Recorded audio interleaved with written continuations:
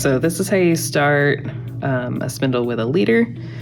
You can take a piece of yarn and fold it in half, or you can take two short pieces like I have and put a knot in the middle, and then you just make a lark's head knot around the shaft of the spindle. So you take the two tails and pass them through the loop around the spindle shaft, snug it up, and then slide it up so it's right at the bottom of the whorl.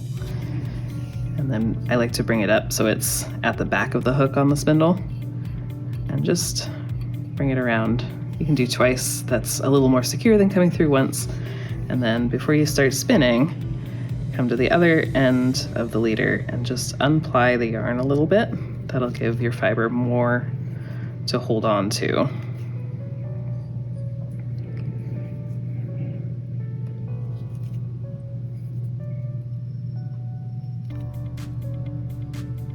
Okay, so now that's ready to spin with, and then I'll grab some fiber.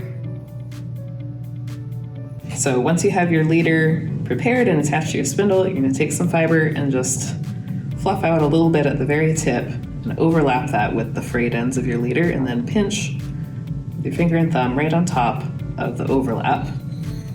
And then give the spindle a flick to get it started spinning, and then as you pull the fiber back, those frayed ends of the leader will grab onto it.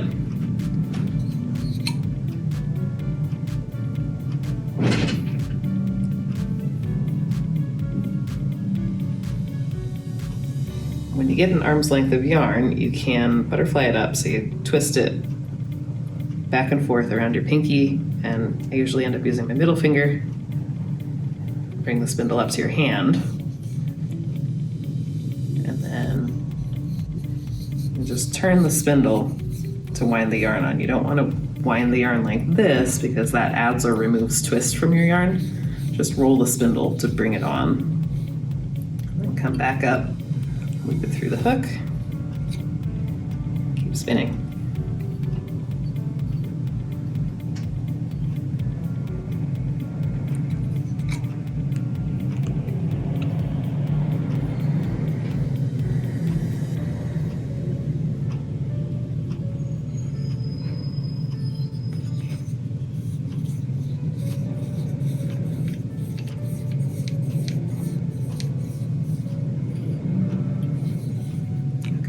Okay, so to start spinning fiber on a spindle without using a leader, you take your fiber, thin out a little bit at the end. You only need a couple inches, and then you're going to fold those back on themselves. So you make a little loop of fiber like that, and pinch right at the point where the loop meets. And if you tug on it, you shouldn't be able to move it. What you want is to be holding on to both ends of a couple of the hairs that make the loop, so that when you hook your spindle on, you can hold it by just that loop. So then you're going to give the spindle just a light twist and draft back a tiny bit, and then twist again. You need to get enough twist in there to hold your loop stable, but because it's so short, it won't take long to get too much twist in. So once you have a little bit, you can start drafting.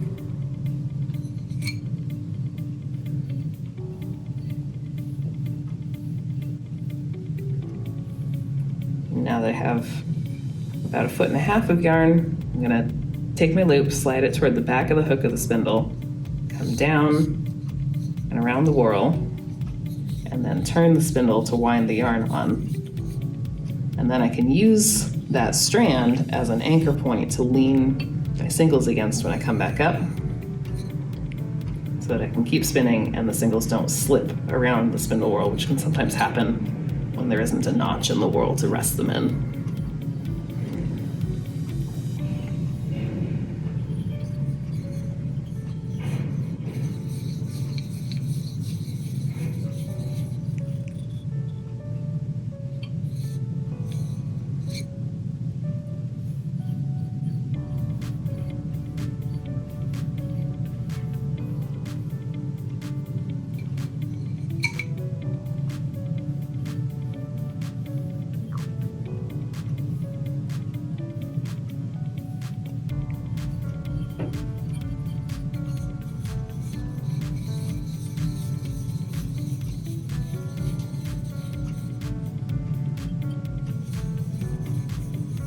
So the first step to making 2-ply yarn after you spun your singles on a spindle is you need to wind a center pull ball. And you can do this with a ball winder, or if you don't have one of those, you can use something like this tool.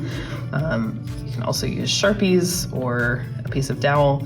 You just need something that's the same width all the way down that you can wind the yarn around. And you'll take the tail, hold it down with the thumb of your non-dominant hand, and then start winding around whatever you're using as your core. And you can see I'm starting to wind kind of on a diagonal. So you'll wind on a diagonal, and then this is flat, so I flip it over. If you're using something round, you can just rotate it continuously in your hand. And you keep making this little slightly diagonal band as you go around the core.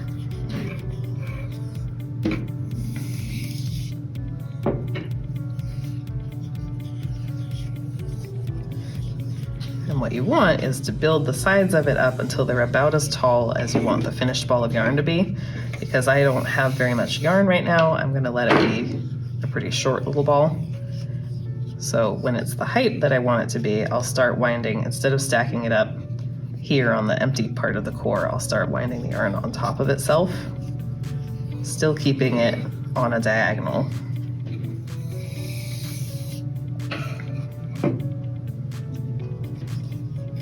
And that'll start building the ball outward instead of upward.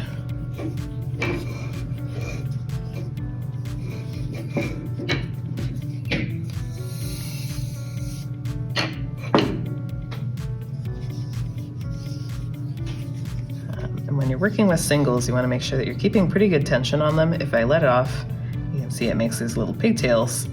If I leave those in there, I'll have to deal with them while I'm plying, which is a little bit harder to do because I'm already doing several other things. So if you just make sure that you don't let those pigtails get into the ball to begin with, it makes the plying process much more enjoyable.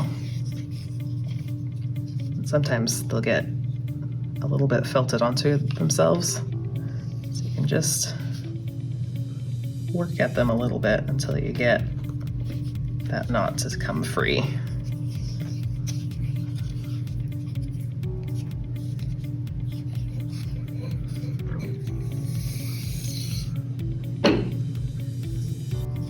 Keep going around and around and around until you get to the end of your yarn.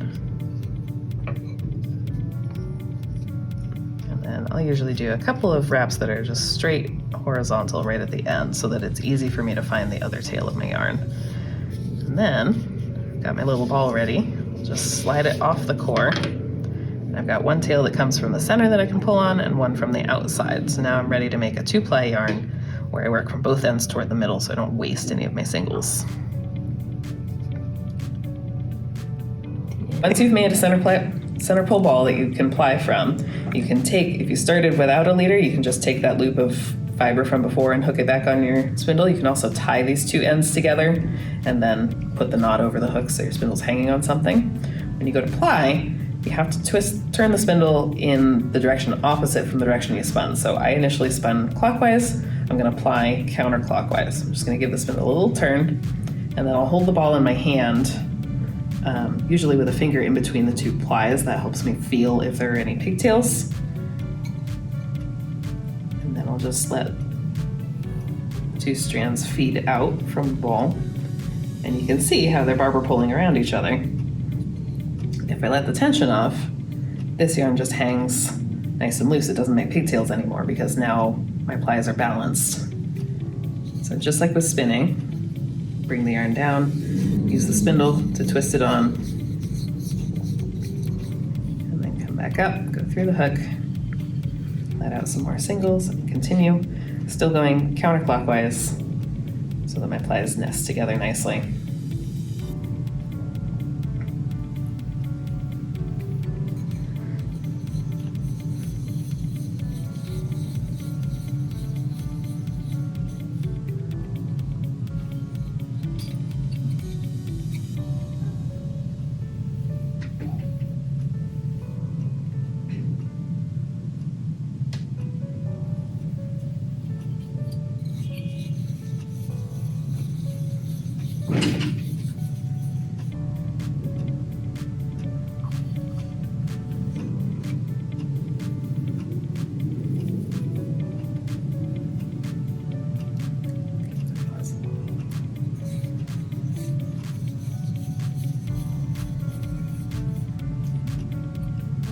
And then when you get very close to the end, you can usually dissolve the ball into just a little loop at the end. You can hang that loop on your finger and just let the spindle spin until you've got enough twist to get all the way to the end.